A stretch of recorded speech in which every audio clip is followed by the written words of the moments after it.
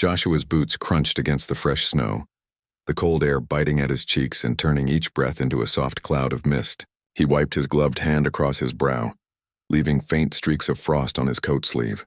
His eyes were locked on the snowman standing proudly on his front lawn, the result of an hour's careful work. Its carrot nose stuck out boldly, a scarf wrapped snugly around its neck, stick arms lifted mid-gesture, and its head tilted ever so slightly toward the neighboring house. From this angle it almost looked alive, surveying the world with a calm, frozen stare. But to Ella, the woman across the street, it was nothing short of an offense. Ella stood on her porch like a commander ready for battle, radiating pure indignation. She was a heavy-set woman with a sharp, bobbed haircut that seemed to sharpen her every glare. Her pale puffer jacket did nothing to hide the storm brewing inside her. One hand gripped her phone tightly to her ear while the other waved angrily toward Joshua's yard, as if her outrage alone could melt his creation. Every few seconds she shouted across the cold air, her words cutting through the stillness. "It's looking at me. It's mocking me. I'm calling the police." Joshua leaned on his shovel, exhaling a visible sigh, letting the absurdity of the moment sink in. The scene before him was both ridiculous and infuriating. The snowman, his quiet winter companion, was just a decoration. Yet somehow it had become a symbol of neighborhood drama. "All this," he muttered, "because a snowman dares to glance at your house." He knew there was no reasoning with Ella. In her mind, a harmless tilt of a snowman's head had become a personal insult, and she was ready to declare war. Moments later, the crunch of tires on snow drew his attention. A patrol car rolled slowly toward Ella's driveway, its engine humming softly in the cold. The two officers inside exchanged uneasy glances, their expressions caught between confusion and disbelief. When they stepped out, their breaths puffed into the frosty air. "Good morning, ma'am," one said carefully. "We received a call about a snowman." Ella's response came in a high, trembling voice. "It's not just a snowman. It's hostile. It's looking at me funny. You need to do something." Her words tumbled out fast, frantic and desperate, like a blizzard of nonsense. But her tone carried genuine fury. Joshua raised an eyebrow, trying not to laugh. The officer turned toward him for clarity. Joshua stepped forward, raising his hands in mock surrender, amusement flickering in his eyes. "It's literally a snowman," he said slowly, choosing his words as if explaining to a stubborn child. "I built it this morning. It's snow sticks and a carrot. It doesn't move. It doesn't think.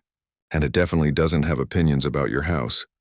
Ella spun toward him, her face flushed with outrage. "Opinions? It's intimidating. My children are terrified. I can't even sit on my porch without feeling watched." Joshua blinked, stunned by the sheer theatricality of her panic. The officer hesitated, clearly unprepared for this level of drama. "Ma'am," he said gently, "we can't really remove a snowman. There's no law against it. Technically, it's legal." "Legal?" Ella snapped. "This is harassment." "I'm going to the HOA. They'll make him take it down immediately." Her words cut through the cold air like icicles. Joshua felt that familiar mix of irritation and amusement. Ella had been the neighborhood's self-appointed enforcer for years, reporting anything that didn't meet her impossible standards. Crooked Christmas lights, overgrown grass, mismatched mailboxes. Nothing escaped her crusade for control. And now, a snowman had become her latest enemy. Joshua looked back at his creation. With its tilted head and slight grin, it almost seemed to smirk at the chaos it had caused. He crouched down, straightened the scarf, and tapped its carrot nose. "You're in trouble now, buddy," he whispered with a grin. For a moment, his annoyance melted into amusement, and then into inspiration. Maybe Ella's outrage wasn't just nonsense. Maybe it was an opportunity. The officer cleared his throat, sensing the tension. "Perhaps," he said carefully, "we can find a compromise. Adjust the snowman's pose, maybe." Joshua shook his head, suppressing a laugh. That won't work, he thought. She's not looking for compromise. She's looking for vindication. He could feel the tension thickening, the kind that always comes before a conflict spirals beyond reason. Ella's next words cut through the icy silence like a jagged icicle. "I will not be mocked. I'll have the HOA send notices, fines, whatever it takes, to remove that abomination from my sight." Her glare was sharp and unwavering, pressing down on Joshua like a weight. daring him to react. He took a step back and glanced down the quiet street. Curtains twitched. Neighbors peeked out, some amused, others quietly concerned. It had become a spectacle, a perfect storm of entitlement and absurdity. Joshua exhaled slowly, letting the cold air sting his lungs as he considered his options. Reasoning had failed. Politeness had failed. Confronting Ella directly was a trap that would only lead to more HOA trouble. Yet as he looked at the snowman, its tilted head and stick arms frozen in perfect defiance, something clicked. He didn't need to fight her directly. He just needed a plan clever enough to use her own arrogance against her. A small smile tugged at his lips. The officer, unsure how to proceed, glanced between the two of them before mumbling something about keeping documentation and retreating to his car. The patrol car's engine hummed to life and faded into the distance, leaving Joshua and Ella standing in the quiet, snow-covered street. Ella's fists were clenched tight, her breathing quick and uneven. Her glare burned with the promise of retaliation. Joshua could almost hear the wheels turning in her mind, plotting her next move. Convinced her victory was close, he straightened, adjusted his gloves, and studied his creation one last time. The snowman's tilted head, now perfectly aligned with Ella's porch, seemed to smirk knowingly. For the first time that morning, Joshua felt a rush of excitement, the thrill of a challenge. He stepped back, shovel in hand, and whispered to himself, "If she wants a war, she's about to get one." The air shimmered faintly in the winter sun. The street was still, frozen in suspense, the calm before a storm of entitlement, humor, and clever payback. Joshua's gaze drifted to Ella, her silhouette rigid on the porch. He knew this was only the beginning. The snowman stood motionless yet carried an air of mischief, as if silently approving the chaos it had started. And in that frozen moment, Joshua felt the spark of an idea forming, a plan that would flip the situation in a way Ella could never anticipate. The stage was set, the players in place, and even the cold air seemed to hold its breath, waiting for his next move. Over the next few hours, Joshua paced the front yard, shovel in hand, eyes darting between the snowman and Ella's porch. She hadn't moved. She stood like a monument to outrage, phone pressed to her ear, gesturing wildly as she ranted. Each time he tried to reason with her, she erupted again, her words sharp and practiced, like lines from a courtroom drama. "It's threatening. I feel unsafe. This must be stopped immediately." Joshua lifted his hands in mock surrender. "I swear it's a snowman, not a hit squad," he muttered under his breath. His words vanished into the cold air before she could hear them. Her glare, sharp enough to cut glass, reminded him that logic was useless here. He tried compromise anyway. Stepping closer, he spoke evenly. "I can turn it slightly, change the scarf, even add a hat that faces away from your porch." Ella's eyes narrowed. "Turn it? That's not enough." "It's mocking me, humiliating me, and I won't stand for it." Her tone was sharp and absolute, her words slicing through any attempt at diplomacy. Joshua realized then that peace was impossible. Her entitlement was immune to logic, humor, or reality itself. He took a slow breath, letting the chill fill his lungs. He needed a new approach, something smarter, something indirect.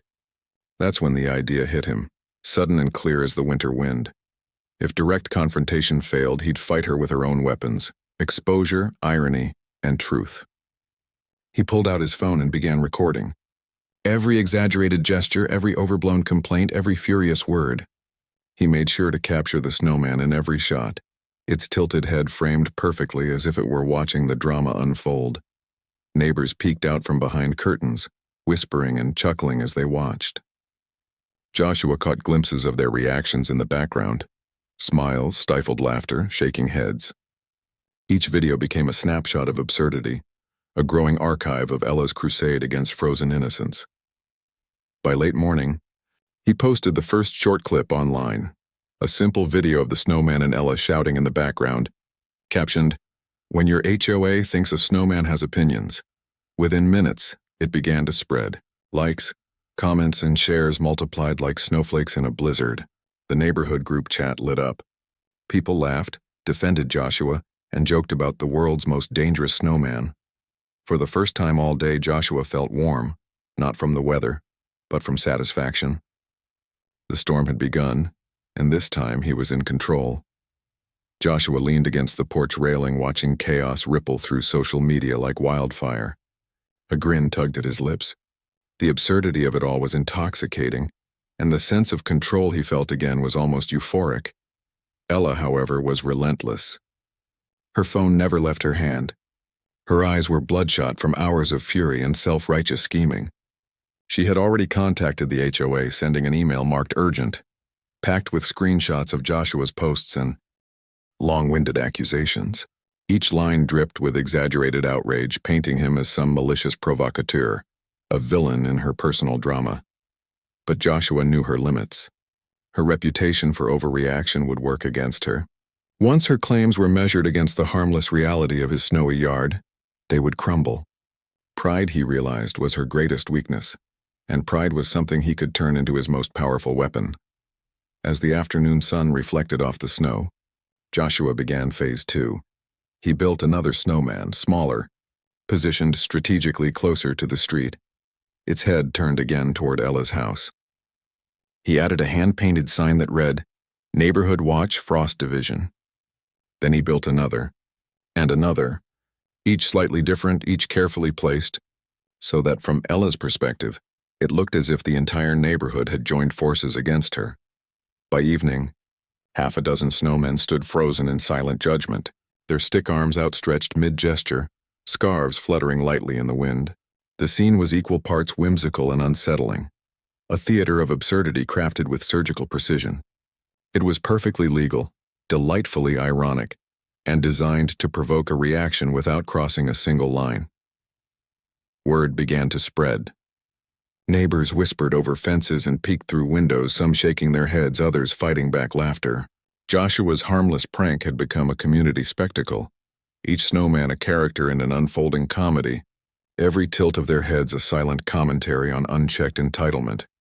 He knew restraint was the key. Going too far would ruin the subtlety that made it effective. Each snowman was a symbol, a gesture of playful defiance rather than open hostility. Ella, however, was coming undone. She stormed into her yard, shouting at the newest recruits of Joshua's snowman army. Her voice cracked with frustration. "This is harassment. This is bullying! I will not allow this to continue." Joshua watched from his porch, silent and calm. Every word she hurled only strengthened his position. Her rage was the proof of her own absurdity. He filmed brief clips, never taunting, never cruel, just quiet observations of her tantrums against the unblinking snowmen. Neighbors' muffled laughter occasionally filled the background, softening the edge of the conflict into comedy. Later, he began posting photos in local community groups. Each picture was playful, the snowmen in formation captioned with lines like, "Neighborhood Watch is on duty," or "Keeping an eye on HOA activity." Engagement soared. People tagged friends, laughed, and shared the story. The tone stayed lighthearted, the humor gentle, just enough to expose Ella's overreaction without making her a direct target. Public opinion shifted quickly. What had begun as her crusade for control was now being seen as a ridiculous overstep. Joshua's calm humor turned her anger into entertainment, and the narrative tilted entirely in his favor. As night fell, he stood in his yard, surveying his creation. The snowmen gleamed under the amber glow of the streetlights. Their shadows stretched long and thin across the snow, their carrot noses catching the soft light like glowing embers. The scene was beautiful, peaceful yet charged with tension, like a winter chessboard mid-game. From inside her house, he could hear Ella pacing, muttering to herself, her phone tapping furiously against her palm. She was still plotting, still convinced she could reclaim control. Joshua felt a quiet thrill of satisfaction. The battle had evolved, no longer a petty neighbor dispute, but a game of patience and perception. The snowmen weren't decorations anymore. They were symbols of strategy, silent allies in a contest of wit, restraint, and irony. Each tilt of a head was a move, each placement a calculated strike. The wind picked up, whistling through the quiet street. Joshua looked up, half expecting flashing lights or an HOA representative to arrive. But the silence held. Only the creak of a snow-laden branch broke the stillness. He turned back toward his snowman, that private smirk curling at his lips once more. The stage was set. The story was his now. Morning came clear and brilliant. The sun glinted off the snow like a field of diamonds. Joshua stepped outside, a mug of steaming coffee warming his hands, and admired the spectacle he had created. A dozen snowmen stood at attention, each one perfectly angled toward Ella's porch. Their stick arms pointed in every direction, some raised like guards, others gesturing as though mid-conversation. From afar, the scene was cheerful, whimsical even, but Joshua knew the delicate precision behind it all. The absurdity had reached its peak, and the neighborhood was about to witness the full extent of his winter masterpiece. Across the street, Ella appeared at her window, hands gripping the sill, her posture rigid. Her glare was fierce enough to melt snow, but not enough to change the fact that she had already lost control of the narrative. Joshua watched with quiet amusement, noticing the flash of fury in Ella's eyes. She had spent the night seething, plotting her next move, convinced she could still regain control, unaware the story had already slipped beyond her grasp. He sipped his coffee, savoring both its warmth and the anticipation, letting the tension build like calm before an avalanche. By mid-morning, curious neighbors began stepping outside, peering from windows and doorways. Whispers and muffled laughter rippled through the snowy street, carried by the buzz surrounding Joshua's viral posts. The snowmen had taken on a life of their own, silent witnesses to a spectacle of entitlement gone wild. One neighbor stepped onto the sidewalk, filming a video. Joshua caught their eye and nodded, the unspoken message clear. The stage was set, and the audience had arrived. Ella, oblivious to how public opinion had shifted, burst onto her porch in full dramatic flair. Her phone was pressed to her ear, voice sharp with outrage. "This is harassment. I demand they be removed. The HOA must act immediately." She gestured wildly, pointing at the snowmen as if they were culprits in some imagined crime. But the neighborhood was no longer on her side. Some neighbors laughed openly. Others shook their heads while a few began filming the scene themselves. The absurdity of her anger toward a group of snowmen had become impossible to ignore. Joshua stepped outside, hands tucked in his coat pockets, calm and composed. "Good morning, Ella," he said casually, his voice carrying across the snow-covered street. "I see the snowmen are making quite the impression." Ella spun toward him, eyes blazing. "Impression? They're mocking me. This is psychological warfare. You'll be held accountable." Joshua smiled faintly, letting her words linger. He had predicted this. Her pride and need for control had become her downfall. "I think they just admire your dedication to everything," he said lightly.